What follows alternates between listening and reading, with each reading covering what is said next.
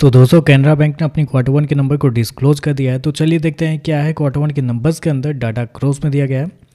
तो देखिए पिछले क्वार्टर की बात करते हैं तो पिछले क्वार्टर में कंपनी का टोटल इनकम जो था 37,352 करोड़ के आसपास, पिछले साल 34,020 करोड़, जबकि अभी देखें तो बढ़ के 38,063 करोड़ आपको जाता हुआ देखने को मिला। तो कंपनी का टोटल इनकम देखें तो आपको साल दर साल क्वार्टर क्वार्टर बढ़ता हुआ देखने को मिल रहा है।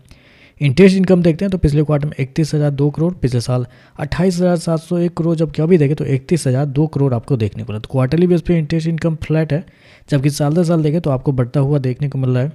और कंपनी के नेट इंटरेस्ट इनकम की बात करते हैं तो देखिए पिछले साल कंपनी का जो नेट इंटरेस्ट इनकम था वो था आपका 9,166 करोड़। पिछले क्वार्टर की बात करते हैं तो 9,442 करोड़, जबकि इस क्वार्टर में देखते हैं तो कंपनी का नेट इंटरेस्ट इनकम 9,008 करोड़ आपको जाता हुआ देखने को मिला। तो कंपनी का नेट इंटरेस्ट इनकम देखें आपको गिरता हुआ देखने को मिला है साल दर साल क्वार्टर क्वार्टर दोनों, जो कि सबसे इंपॉर्टेंट यही होता है।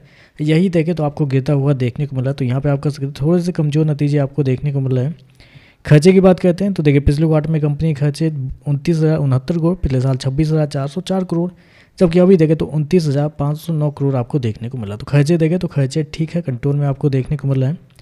चलिए कंपनी का प्रोविजन क्या निकलता है वो देखते हैं। तो देखिए पिछले क्वार्टर में कंपनी ने प्रोविजन के रूप में 1,831 करोड़ गवाए थे, पिछले साल 2,282 करोड़, जबकि अभी देखें तो 2,351 करोड़ आपको देखने को मिला। तो प्रोविजन देखें तो आपको साल दर साल क्वार्टर क्वार्टर बढ़ता हुआ देखने को मिल रहा है। तो आप कह सकते हैं रेवेन्यू कम है, कंपनी का प्रोविजन कमजोर आपको देखने को मिल रहा है। प्रॉफिट की बात करते हैं तो देखिए पिछले क्वार्टर में कंपनी का जो प्रॉफिट है 5,002 करोड़, पिछले साल 3,905 करोड़, जबकि अभी देखें तो 4,752 करोड़ आपको जाता हुआ देखने को मिला। तो साल दर साल जाते हैं तो साल दर साल कंपनी के प्रॉफिट के अंदर तेजी आपको देखने को मिले, लगभग बोल सकते हैं 21% के आसपास का जंप आपको देखने को मिला है।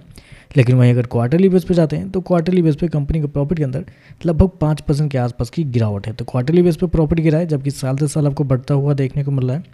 एनपीए की बात करते हैं तो देखिए पिछले क्वार्टर में कंपनी का जो ग्रॉस एनपीए था वो था लगभग पिछले साल 4.14 के आसपास था, पिछले क्वार्टर में 2.94, अभी देखें तो 2.69 है। जबकि नेट एनपीए देखते हैं तो 1.24 पिछले साल था, अभी देखें तो 0.63 है, जबकि पिछले क्वार्टर में 0.70 था।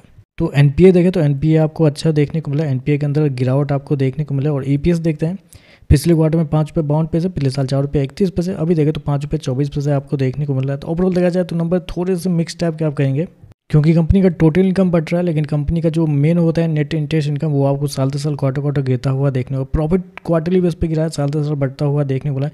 प्रोविजन भी आपको बढ़ता हुआ थोड़े से निगेटिव साइड पे नंबर आप कहेंगे। बाकी देखते हैं इस पर मार्केट का कैसा रिएक्शन आपको देखने मिलता है। आज के लिए बस इतना ही। वीडियो पसंद आए तो लाइक कीजिएगा, साथ में साथ चैनल को सब्सक्राइब जो कीजिएगा। धन्यवाद।